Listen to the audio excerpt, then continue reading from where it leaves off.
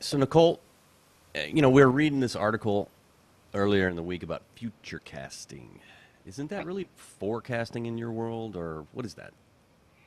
It really is, but I think this term is really applicable to all of the new data sources that are really coming available within these last few years, whether it's from travel intent data from something like Insight or just your own pace data that you're able to pull from your reporting systems to your property, to really focus more on what's happening in the future versus just being reactive to your historical data that Yeah, people have. I'm glad you brought that up because as I'm reading the article, I'm a neophyte. I'm not a revenue manager. I'm wondering, data. Where is this data? What data are you talking about? So you're talking about from things like Insight, and so explain that real quick.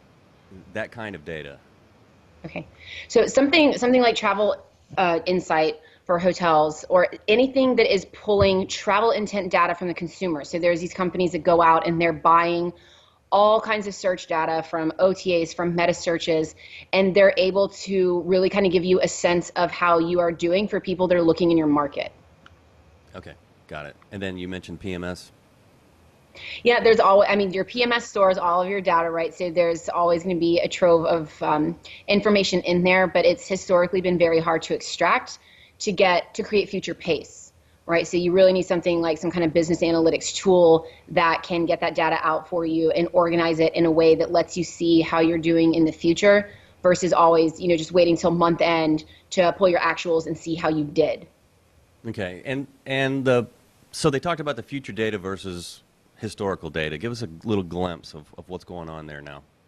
Well, the reason I think that's so important is it's always been important, but it's getting more important as our number of distribution channels explode, as the booking window is getting shorter and shorter and shorter.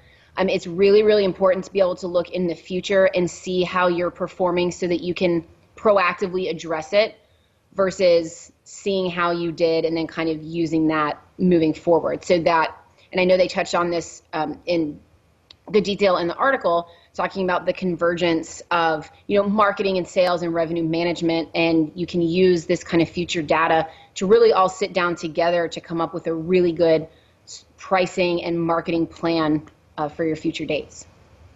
Do you see that a lot? Do you see them all sitting down? Does everybody in the hotel, I know everybody like distribution, revenue manager, sales, I mean, marketing?